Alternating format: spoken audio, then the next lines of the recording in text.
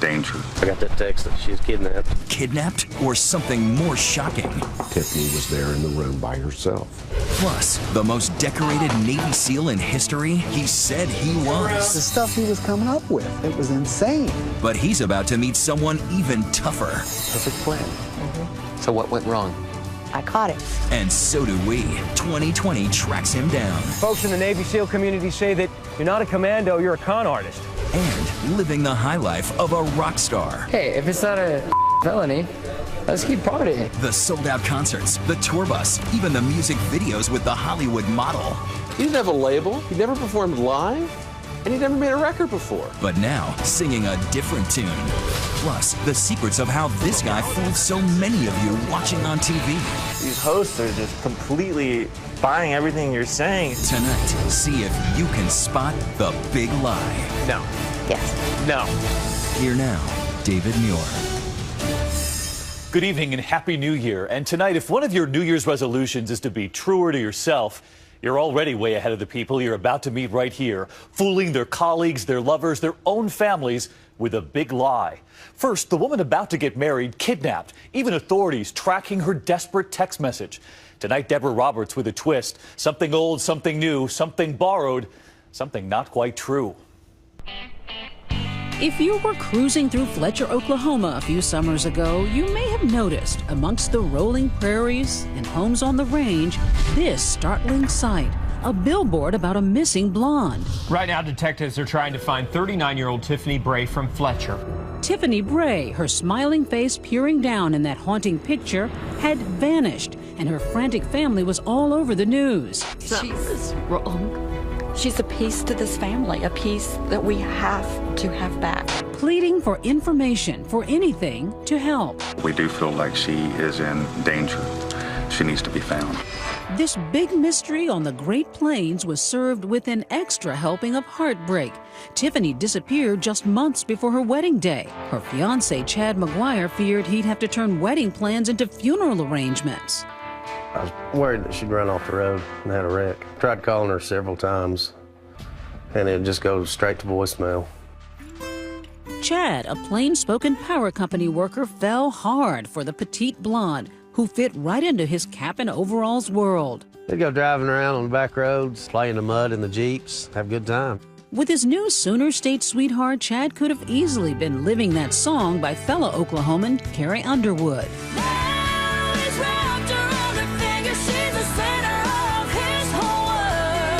She seemed to be perfect. She cooked, she cleaned, kept up with the laundry.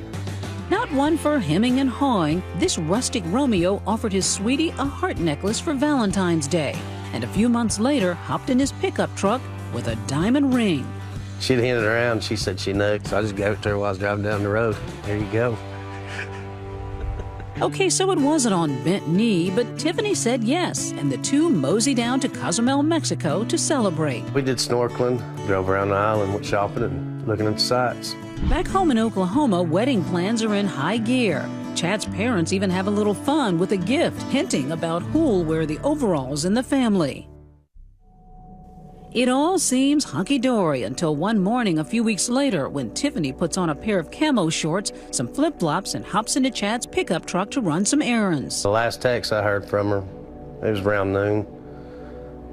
She asked what I wanted for lunch. He never gets that lunch order because Tiffany never returns. I was scared. It was about that evening. Went looking for her, and then I filed a missing person report the next morning.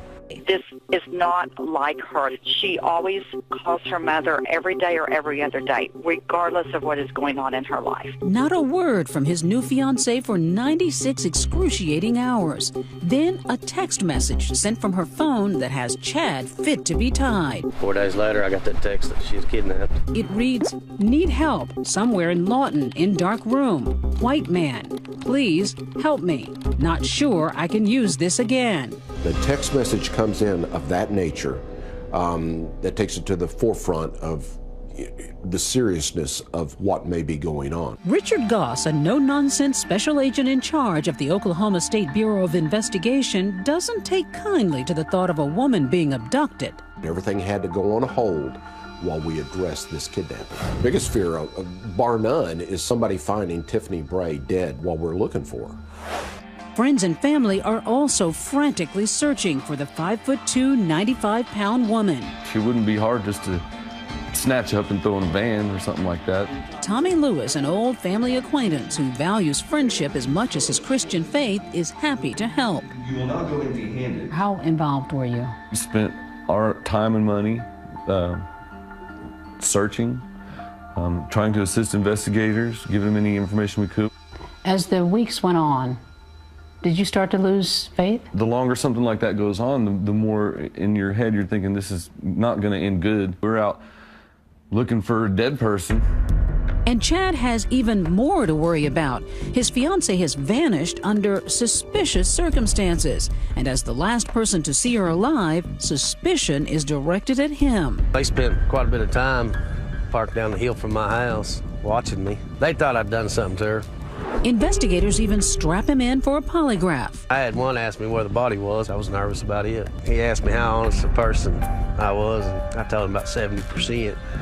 But Tiffany's family worries about the other 30%. Her brother-in-law and sister were pretty animate. They just knew that Chad had killed her. Tiffany's family told the story tears through town like a twister, and fortunately, the whirlwind coverage leads to the first major break in the case. It was brought to the attention of a former employer looking through a computer that she had access to, and they had discovered some email exchange between Tiffany and a man in Texas. That man is Steve Thomas, a secret acquaintance Tiffany had met online. Steve lives 5 hours away in Palestine, Texas, a body shop worker with an unusual hobby, making medieval armor. Investigators are soon hot on his trail. The next stop, obviously, is find the man in Texas. They soon track Steve's cell phone, not to Palestine, but 360 miles south to coastal Corpus Christi. The cellular provider was right on the money as far as the location of the phone. That location, this no-tell motel. Still to come, Special Agent Goss barges in and is flabbergasted by the suntanned face he finds. Tiffany was there in the room by herself. What happened to Tiffany Bray? She'll tell a tale as big as Texas for the first time when we return. And coming up later, they're all action, these Navy SEALs. But he was all talk, and none of it was true. It was all a great big fraud. Will he pull out his karate chops on 2020? Later on The Big Lie.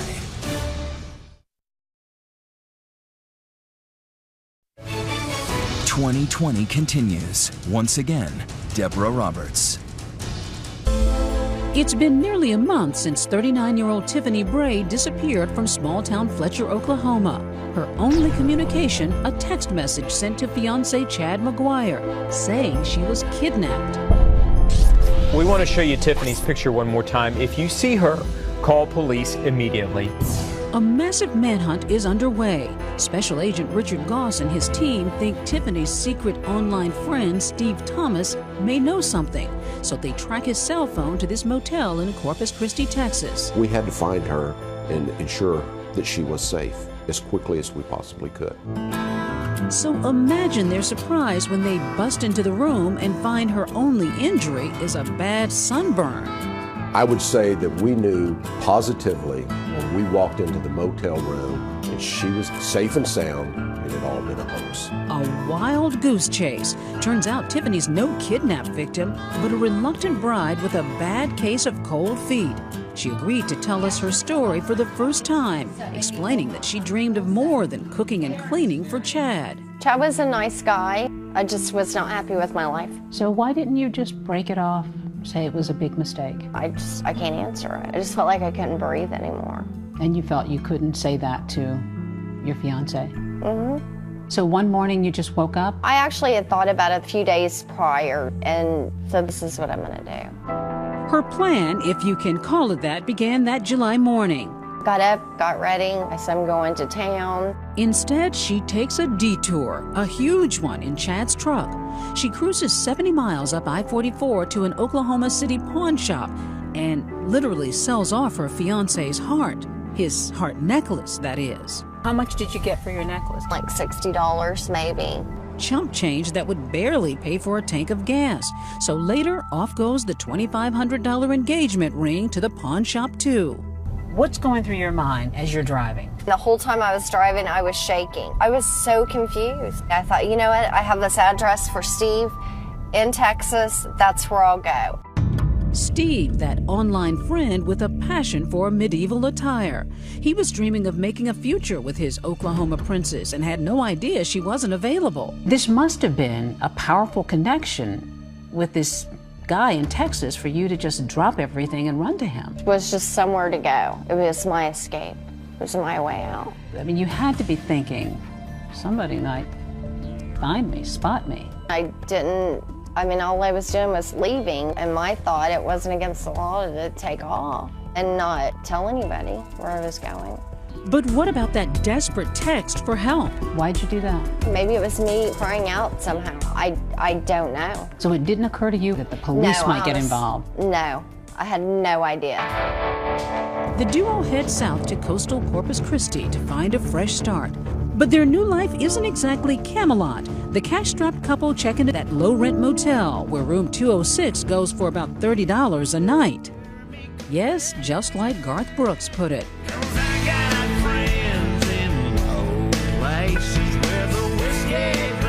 What did you do with yourself those days? Absolutely nothing. Once, I think we went out shopping. Occasionally, we go to a fast food or something like that. It was a far cry from the fancy Mexican vacation she'd just taken with her fiancé, Chad. Are you feeling bad at all? I wasn't in that clear state of mind, I guess. You just try to block that out somehow. But there's no blocking the cell phone signal of her Texas squire. Soon, there's someone at the door, and it's not room service. Someone knocked at the door, and it was those guys. Surrounded by unhappy state agents, it's time for a reality check. I was immediately, of course, scared. You escape from something and not realize how bad you're hurting everybody else around you. So it's actually very selfish. Finally, this morning, they found her in Corpus Christi with a male companion. Her companion, Steve, wasn't part of the hoax. Police say Tiffany kept him in the dark. But after logging 6,500 miles, spending 685 man-hours and more than $34,000 on the case, Inspector Goss isn't inclined to forgive. When we arrested Tiffany Bray, I had no sympathy for her at all. The #1 cause of death in law enforcement is traffic accidents. I'll be darned if one of my agents or a law enforcement officer should lose his life for a game. Tiffany is arrested for taking Chad's truck and falsely reporting a crime. I was happy I wasn't a suspect anymore, and I was glad that she was found all right, safe, but I wasn't too happy. Neither was Tommy Lewis. I got a phone call from my then best friend telling me we found Tiffany and she's alive. And at first I was just angry at her, It was like, oh my God, what was she thinking? How could she do this to us? Tiffany's family asked the same question. Though they bailed her out after 5 weeks in jail, relatives kept a tight leash on the absentee bride. I was allowed to go to work and go straight home. It sounds like they had trouble trusting you. So I just ended up moving out. So no, I don't have a relationship with my family. Tiffany was able to cut a deal with prosecutors. No more time in the slam for the charges she faced as long as she pays back the $34,000 spent on her search.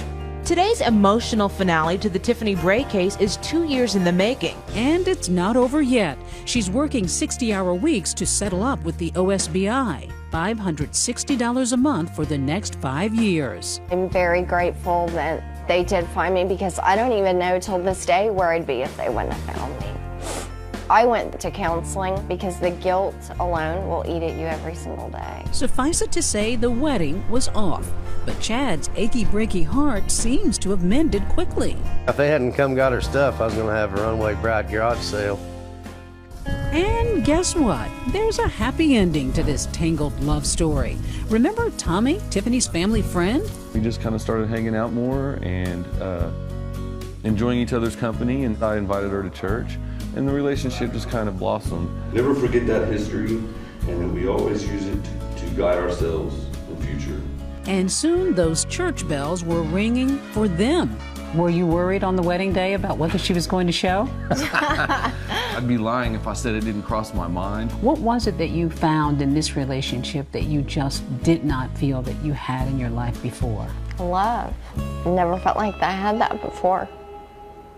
So the question tonight, would you have forgiven Tiffany? Tweet me, use the hashtag ABC2020, and just wait until you see the big lie busted next.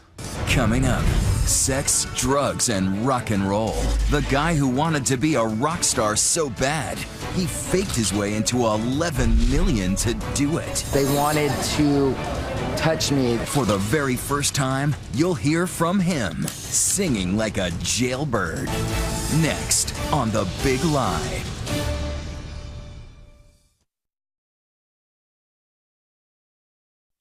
It's impossible to know who's going to be the next Beyonce or Bieber, but this guy had it. The sold-out concerts, the decked-out tour bus, the slick videos with the Hollywood model. But there was a big lie in those lyrics, and here's Chris Conley.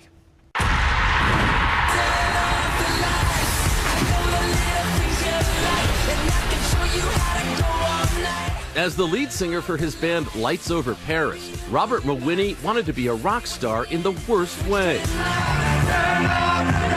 In this, he succeeded.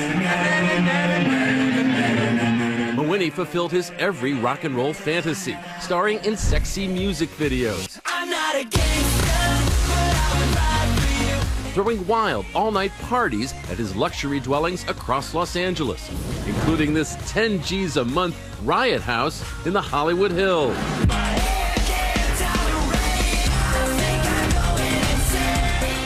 No idea where all the women came from. Loud party, misdemeanor. Hey, if it's not a felony, let's keep partying. Hitting the road with no expense spared. Spraying pricey champagne off the balcony of a penthouse suite. Deploying an in-concert money gun. You really like the idea of shooting money into the crowd. Even building this one-of-a-kind, fabulously appointed $750,000 tour bus. It's called the Future Liner. This window here will go all the way around like 270 degrees. Really cool. Over here is just going to be, lounge area, TV on the wall. He had all this and a key rock star prerequisite, tons of apparent self-confidence. But most of all, Rob Mawhinney had serious stacks of cash. I basically had an endless bank account with money inside of it. What no one realized until the bill came due was that all of it, the whole star-spangled shebang, was not what it seemed to be. A big lie. Right from the get-go, a complete lie. As a teen in Orange County, Mawhinney idolized high-energy rock bands who'd climbed the ladder to multi-platinum success, like Blink-182. But by his mid-20s, he and his homeboys weren't going anywhere. Lights Over Paris had no recording contract, no gigs, no merch. Yet somehow, Rob had cheddar like a Cracker Barrel, brimming with bank and the urge to spend it on things like trips to New York City. It was crazy. There was a lot of booze, a lot of champagne, and the hotel suite ended up getting trashed at the end of the trip. Brian King had responded to a Craigslist ad to be a videographer for Lights Over Paris. What he saw in New York, no rock, but a whole lot of high rollin'. I didn't observe any shows or any rock and roll. He got a bunch of his buddies from LA. They all flew us from New York. Go! Go! One of their friends, they got him to streak through several blocks in Soho. But then the 5'6" frontman, now calling himself Rob Tall because why not, landed in an LA recording studio, doing a Lights Over Paris album with professional musicians, even a string section in support. One small problem. He didn't have a label, and he'd never made a record before. A lot of people didn't really know what the deal was with Rob. People just thought he was a really wealthy guy who wanted to be the next Blink-182. But with his Blink and You Missed It rock resume, Rob dug deep for top-shelf help. A choreographer, fat rhymes from the rap star Game. I'm used to leaning back in the hood, rolling backwards back to and a six-figure video.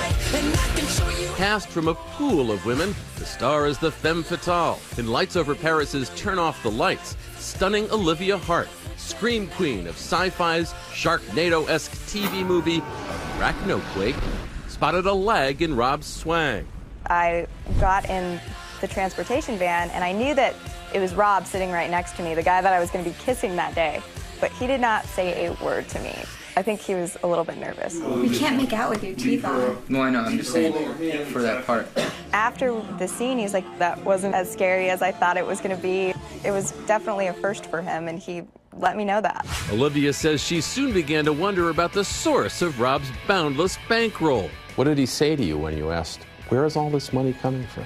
He told me that when his grandfather had passed away, he received some inheritance. I was working with my grandfather, and we'd buy lots, we'd buy land, and we'd build houses on them, and it succeeded, and I made a couple bucks. It was a big lie. Yeah, I know that now. He had a problem with people thinking he just walked into having money.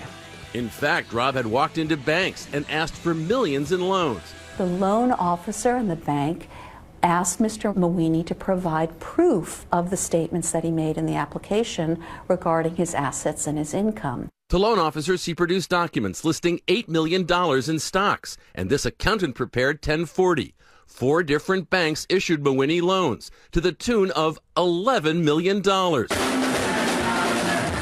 But as Lights Over Paris toured, it turned out there are some things that money can't buy.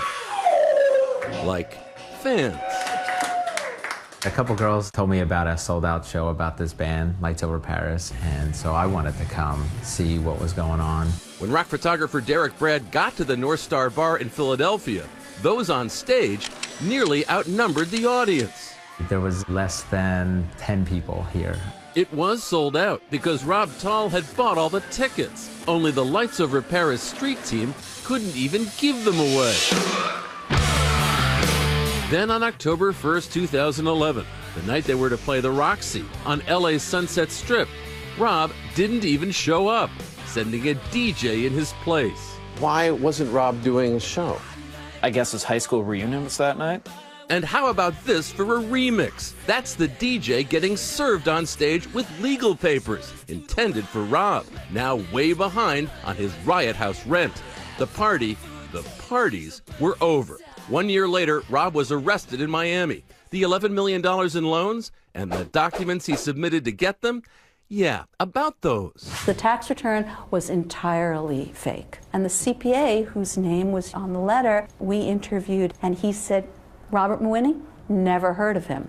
Then there was that big money in stock statement from Schwab. This is what was submitted to the bank. And yes, it says here $8 million total account value. That's correct. And then we obtained from Charles Schwab itself the account statement for the period May 2009, and here you can see the value in the account, 0. Another big lie. Another complete fabrication. Rob was charged with multiple felonies and would plead guilty to 4 counts of making false statements, would take responsibility for his actions in court, and would be sentenced to 7 years in prison, from where he called us exclusively with a mea culpa for all that madness. The thing I regret is kind of losing control. My lifestyle was crazy, and I was hoping deep down that I could rectify the situation and pay these things back. Now, between his Bible study group meetings, Rob says he's taking guitar lessons. Turned out Rob really wasn't a gangsta or a player. Why would I spend so much money on a tour when we're not U2 or Green Day? That's one of the things that I sit in my cell and regret. Here's a man who wanted to be a star, but apparently didn't have the talent to do it. He had to do it through crime.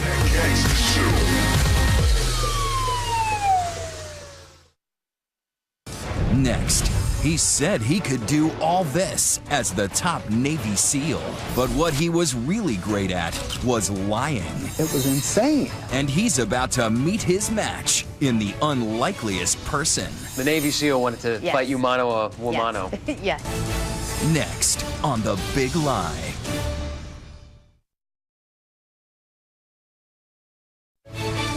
"2020's The Big Lie" returns, now with Matt Gutman. Move, move! In these cynical times when heroes are scarce, Navy SEALs may be the one thing Americans can still believe in. Capable of almost superhuman feats of combat skill and endurance, they are the real deal. Famed for taking out world enemy number one, Osama bin Laden. Hollywood has turned the SEALs' real-life exploits into big-budget movies, like the just-released flick Lone Survivor. So if you happen to meet a SEAL, you might react the way Carol Roberts did when she met A.J. Dickin. Clear it, come around, and shoot. With awe. What was your first impression of him? He's a big guy. He commands authority by his size. It was 2011 in Carson City, Nevada. Carol, herself a Navy vet, was a student at Dickin's military-style self-defense school. That's Dickin running and gunning in videos he made to promote his business. It looked like a lot of fun. Learning from a Navy SEAL was part of the fun, but Dickin wasn't just any old SEAL. He claimed tours of duty in Vietnam, Grenada, Desert Storm. You name it, he's been there, earning him the status as the most decorated Navy SEAL in history. If anyone asked for proof, he had his discharge papers at the ready, even emails from Colonel Oliver North. Punch the head, shot to the throat. Dickin's self-defense school was a success, but he dreamed way bigger. He wanted to set up his own lucrative overseas security business. To bankroll his new venture, Dickin turned to a pair of local doctors enrolled in his self-defense classes. The savvy SEAL talked him into investing upwards of $850,000. He said, well, I'm ex-Navy SEAL. Then I went into the CIA. He can be very charming, very engaging. He presents a face that kind of draws you in. Dickin's mystique and the allure of a big payout led Carol Roberts to sign on as the marketing director of the new firm. They needed somebody to do their marketing, and so I said, I'll do it. So you actually quit a good job in order to work with Dickin. Yep. Because you thought the money was coming in. Yep, I had seen the contracts that were, worth hundreds of millions of dollars. Yeah. Yep, Dickin, that smooth-talking SEAL, had landed a security contract with the United Nations affiliated organization, allegedly worth about $500 million. It's all coming together. A.J. Dickin's excellent adventure is getting off the ground. All of a sudden, it was like, we're leaving for Burundi in a week.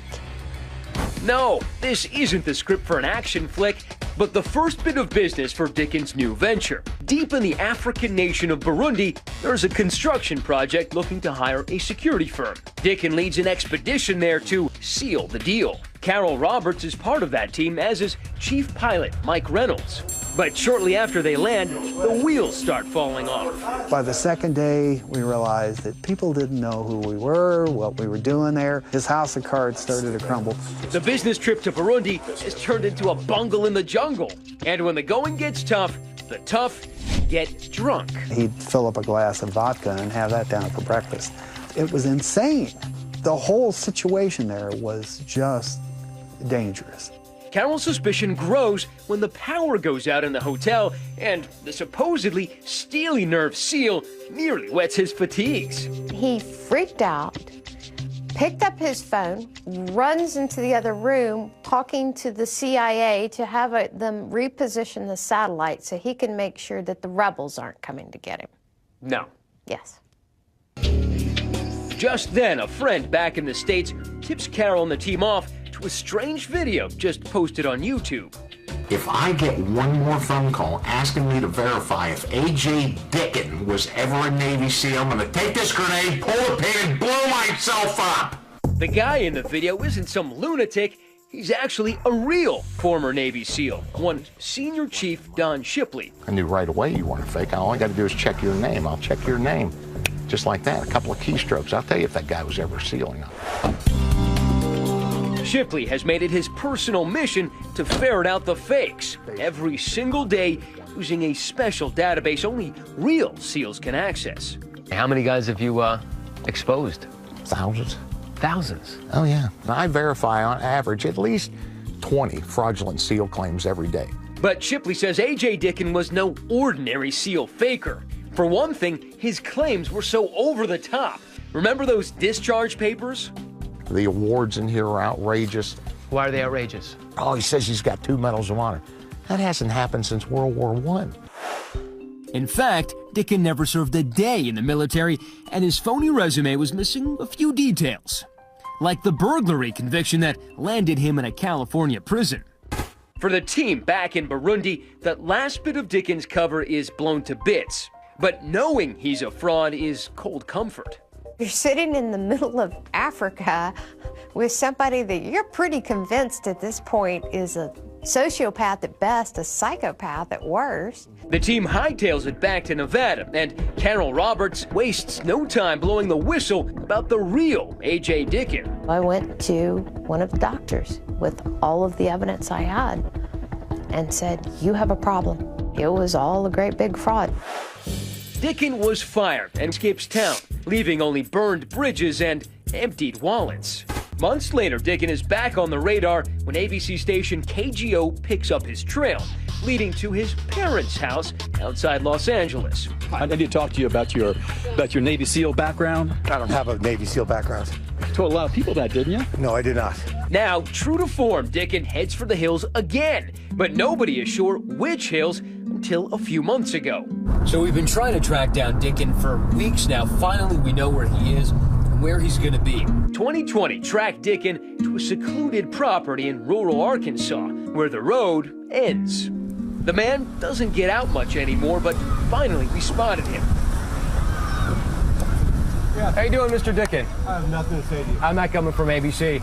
These appear to be your discharge papers, and folks in the Navy SEAL community say that you're not a commando, you're a con artist. Which is it? I have nothing to say. Well, if you actually talk to me, I'd like to hear your side of the story, sir. But Dickin can't drive away so easily from his shady past. Here we go. He's an ex-con, still banned from handling weapons, meaning this Rambo routine is illegal. And now he's facing felony firearms charges in Nevada. But as of today, A.J. Dickin still walks the earth, maybe not as a SEAL, but as a free man. The people who say he's conned them are hoping to see him soon wearing a different kind of uniform. You'll never get paid back for what you lost, but can you ever get payback? To be able to bring this to light and not just sweep it under the rug is what my payback's going to be. He's a coward and a liar, and that's all he has been, and that's all he ever will be. Next, he tells lies for a living. I was locked in the mortuary for 14 hours. I'm a Hungarian Magyar descent. I'm a jazz musician. I travel about 48 weeks a year. You're about to watch him in action. But are they tips to getting on TV or landing in jail? I'm the best prank caller that ever existed. Later on The Big Lie.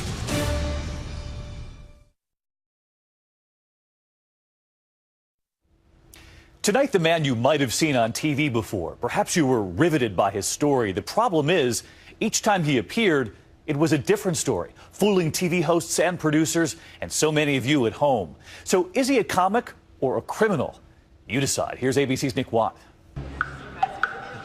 Kenny Tarr is a rather unusual TV star. Here, you're watching Ken, a gypsy king with an eye for the ladies on the Bill Cunningham show. I'm a Hungarian Magyar descent. That means that the man can go gallivanting off with another woman as long as he is direct and tells her the truth.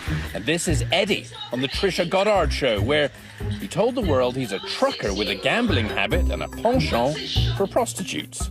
Do you have sex in your truck? I've had sex in my truck before, yes. These hosts are just completely buying everything you're saying. On Judge Alex, Kenneth Kenyon Tarr was a plumber with an unusual complaint. I was locked in the mortuary for 14 hours, you know? You were locked in? Yeah. Okay, now I have to hear this. So will the real Kenny Tarr please stand up? Truth is, this clown is a 32-year-old college dropout who lives in this modest apartment in Hollywood. He's single. Hi, how you doing today? I was looking to speak to someone in the literary department, please. He's an unsuccessful writer and stand-up comedian. You guys actually work for a living? Wow. I wish I don't know. Lying, hoaxing, fooling, this, says Kenny Tarr, is his art. Andy Kaufman, Andy Warhol, great. I'm glad they existed, but they're nothing compared to me. I don't really even look at them like peers. What? I don't have any respect for their accomplishments.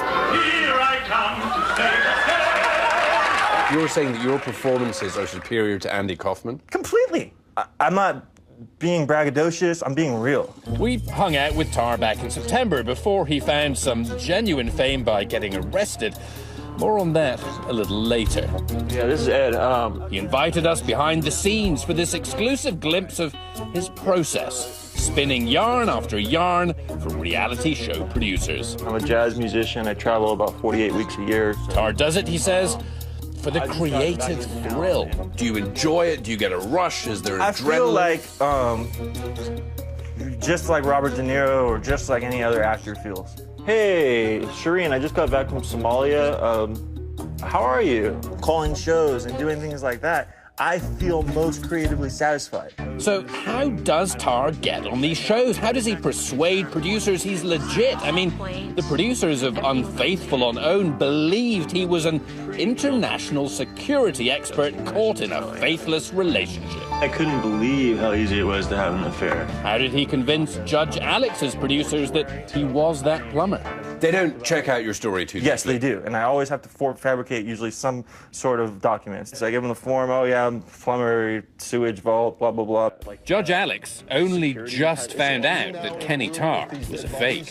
I was just dumbfounded because he had me totally convinced. Judge Alex tapes 9 or 10 shows a day when they're in production. We've been burned a couple of times with cases that we thought were real and turned out to be fake.